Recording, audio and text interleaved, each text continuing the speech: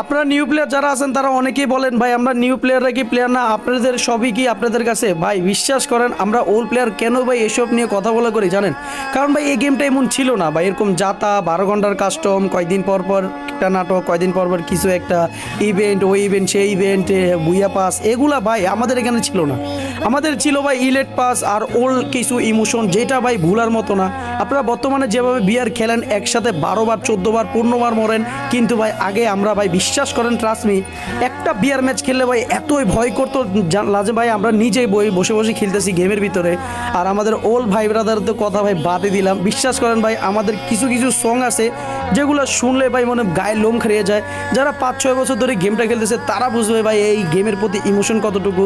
তো যারা যারা নিউ প্লেয়াররা বলতেছেন ভাই আমরা কি ভাই কোনো কিছু করি নাই ভাই 2 বছর গেম খেলে, হ্যাঁ ভাই করছেন, কিন্তু ভাই আমাদের মতো সেই মজাটা নিতে পারেন নাই।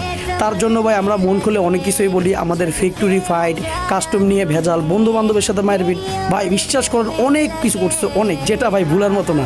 তার জন্য ভাই ওল্ড প্লেয়ার সবসময় ওল্ড প্লেয়ার হয়। আর আগের দিনগুলোর খুব মিস করি, চাইলে তো ভাই আর ফিরে যাওয়া সম্ভব না, তাও ভাই মিস করি।